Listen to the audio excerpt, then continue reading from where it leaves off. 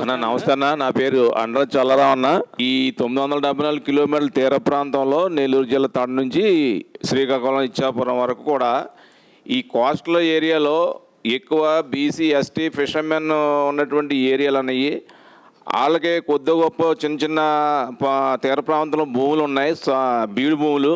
ఈ టైగర్ వచ్చిన తర్వాత ఆ భూముల్ని సాగు చేసుకుని ఈ చెరువులు తవ్వుకున్నామన్నా.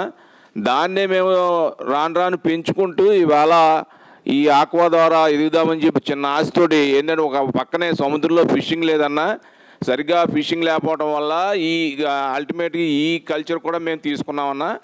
అయితే ఈ కల్చర్ తీసుకున్న తర్వాత ఈ సరైన నాణ్యమైనటువంటి సీడ్ ఇవ్వట్లేదని వెళ్ళాం. ఎందుకంటే వాళ్ళ కంపెనీలు, వాళ్ళ యాజమాన్యం, వాళ్ళ వ్యవహారం కాబట్టి. రెండోది ఫీడ్ ధరలు అంత రైతులంతా చెప్పున్నారన్న. ఈ పరిస్థితుల్లో ఒక రకమైనటువంటి ఫిషర్మెన్ సామాజిక వర్గంలో చిన్న చిన్న రైతులుగా ఏర్పడి ఫిషింగ్ లేకపోవడం వల్ల ఇది చేసుకుంటున్నాం.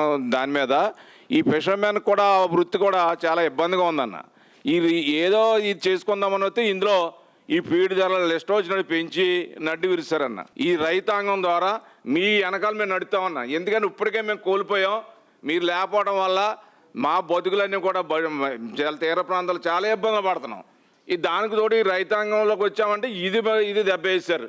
ఎందుకంటే ఎక్కువ వాళ్ళ కంపెనీలు, వాళ్ళ వ్యవహారం అన్నీ ఉండటం వల్ల జరుగుతున్నది ఇదంతాను. కాబట్టి అన్న, ఈ మీరు ముఖ్యమంత్రి అవ్వడం ఖాయం, ఇందులో డౌట్ లేదు. మీరు అడిగేయండి. ఈ తీర ప్రాంతంలో కానీ, ఈ వెస్ట్ గోదావరిలో కానీ భారీ మేయతో నెగ్గించుకుని రైతాంగాన్ని ఆదుకునే విధంగా మేము మీ పక్షాన ఉంటానన్నా. ఒక్క అడిగేయండి అన్న, మరి ఈ రైతులను ఆదుకోండి అన్న. నేను ఇదే చెప్తున్నానన్న, ఇంకంతకు మించి మాట్లాడన్నా. థ్యాంక్ యూ అన్న. నమస్తే అన్న.